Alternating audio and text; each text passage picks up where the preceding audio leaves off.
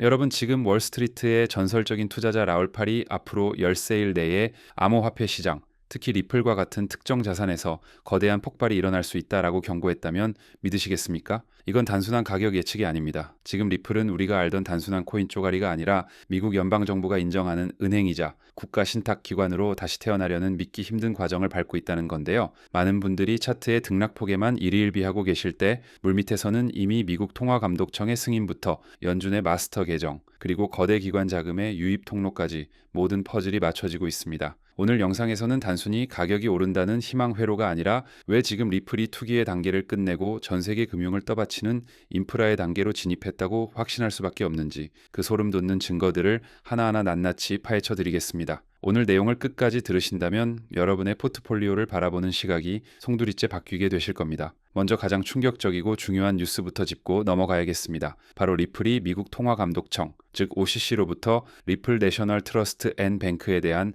조건부 승인과 관련된 움직임이 포착되고 있다는 사실인데요. 이게 도대체 얼마나 엄청난 의미인지 감이 오시나요? 쉽게 말씀드리면요, 지금까지 리플랩스는 그냥 기술 회사였습니다. 하지만 OCC의 승인을 받는다는 건 이제 리플이 연방 규제를 받는 정식 은행이자 신탁 회사가 된다는 뜻입니다. 미국에는 수많은 주가 있고 각 주마다 법이 다르잖아요. 그런데 이 내셔널이라는 타이틀을 달게 되면 개별 주의 까다로운 송금법이나 자금 세탁 방지법 같은 규제들을 일일이 따를 필요 없이 연방법 하나로 미국 전역에서 사업을 할 수 있게 됩니다. 이걸 연방 선점권이라고 부르는데요. 이게 확정되는 순간 리플은 더 이상 규제의 회색 지대에 있는 암호화폐 기업이 아닙니다. JP모건이나 뱅크 오브 아메리카 같은 기존 레거시 금융기관들과 동등한 법적 지위를 갖춘 말 그대로 제도권 안의 플레이어가 되는 겁니다. 리플이 그동안 SEC와 지루한 소송전을 벌였던 이유도 결국 이 자리에 오기 위한 통과 의례였다고 볼 수 있는 거죠. 이제 투기의 시대는 끝났습니다. 바야흐로 유틸리티, 즉 실사용과 인프라의 시대가 열리고 있는 겁니다. 그렇다면 리플은 왜 이렇게 길을 쓰고 은행이 되려고 하는 걸까요? 그 궁극적인 목표 지점에는 바로 연준 마스터 계정이 있습니다. 이 마스터 계정이라는 건 일반인은 절대 가질 수 없는 시중 은행들이 중앙은행인 연준에 직접 예치금을 넣고 서로 돈을 주고받는 직통 계좌를 말합니다. 지금까지 핀테크 기업들이나 암호화폐 거래소들은 이 계좌가 없어서 반드시 중간에 다른 은행을 껴야만 했습니다. 수수료 나가죠? 시간 걸리죠? 그 은행이 망하면 내 돈도 위험해지죠. 그런데 리플이 OCC 승인을 거쳐 이 마스터 계정까지 확보하게 된다면 어떻게 될까요?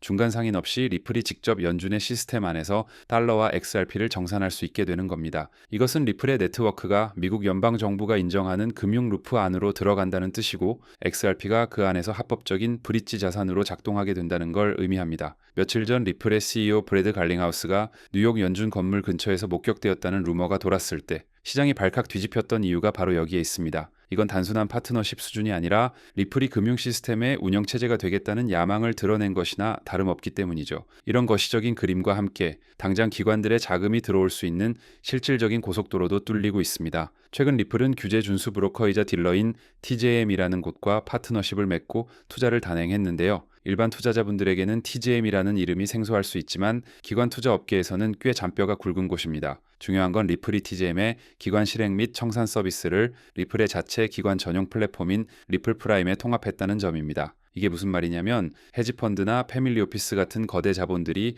XRP나 리플의 스테이블 코인인 RLUSD를 거래하고 싶어도 지금까지는 규제 문제나 청산 시스템의 부재로 인해 들어오기가 꺼려졌거든요. 그런데 TJM 같은 제도권 브로커가 우리가 다 처리해줄게 하고 문을 열어준 겁니다. 이제 기관들은 복잡한 기술적 문제나 규제 리스크 걱정 없이 자신들이 익숙한 전통 금융의 방식 그대로 XRP 시장에 진입할 수 있게 되었습니다. 즉 수도관 공사는 다 끝났고 이제 수도꼭지만 틀면 기관 자금이라는 거대한 물줄기가 콸콸 쏟아져 들어올 준비가 완료되었다는 뜻입니다. 여기에 더해 리플을 둘러싼 외부 환경, 특히 정치와 규제 환경이 기적처럼 변하고 있습니다. 트럼프 행정부의 차기 상품선물거래위원회 위원장으로 마이클 셀리그가 확정되었다는 소식이 들려오고 있는데요. 마이클 셀리그는 업계에서 유명한 친암호화폐 인사입니다. 그는 과거에 규제 당국이 명확한 가이드라인 없이 소송만으로 기업을 찍어 누르는 건 잘못됐다고 강력하게 비판해온 인물입니다. 특히 비트코인과 이더리움, 그리고 XRP 같은 자산을 증권이 아닌 상품으로 바라보는 시각을 가지고 있죠. SEC 의장으로 거론되는 폴 애킨스와 함께 이들이 취임하게 되면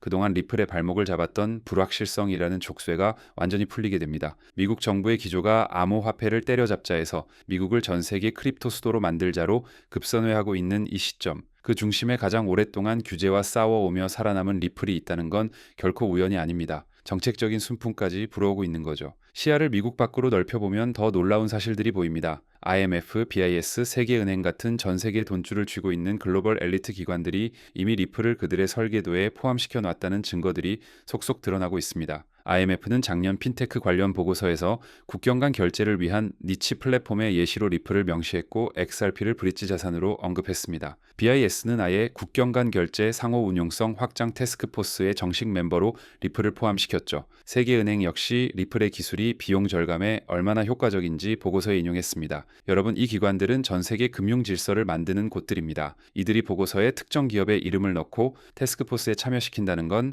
리플이 단순히 괜찮은 옵션 중 하나가 아니라 미래 금융 시스템의 표준으로 고려되고 있다는 강력한 방증입니다. 우리가 모르는 사이 글로벌 금융 리더들은 이미 XRP를 활용한 판을 다 짜놓고 있었던 겁니다.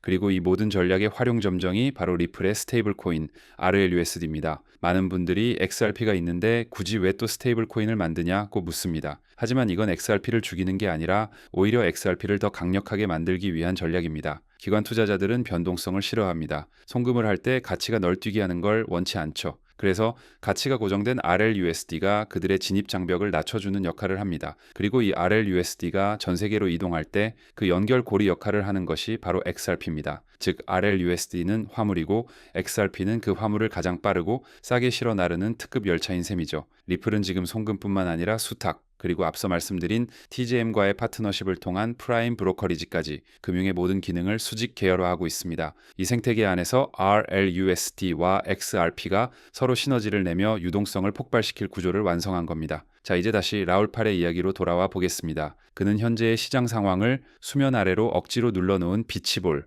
혹은 폭발 직전의 화산에 비유했습니다. 겉으로 보기엔 가격이 횡보하고 지루해 보일지 몰라도 그 내부에서는 엄청난 에너지가 응축되고 있다는 겁니다. 데이터를 보면 ETF 거래량이 급증하고 있고 그중 상당 부분이 XRP 매수에 활용되고 있다는 정황이 포착되고 있습니다.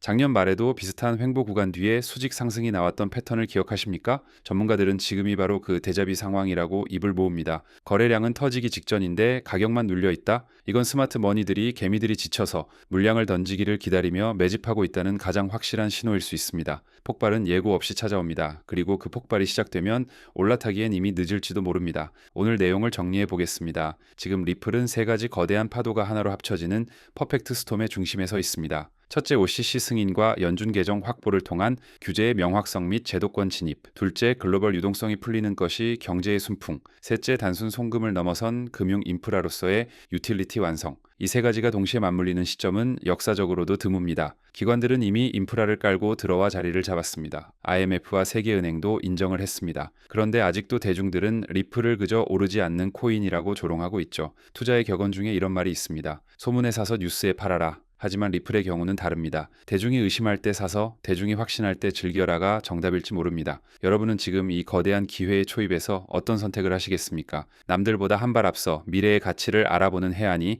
그 어느 때보다 필요한 시점입니다. 오늘 준비한 소식은 여기까지입니다. 오늘 영상 유익하셨다면 구독과 좋아요 한 번씩 부탁드리고요. 저는 다음에 더 좋은 정보와 소식으로 찾아뵙겠습니다. 여러분의 성공적인 투자를 기원합니다. 감사합니다.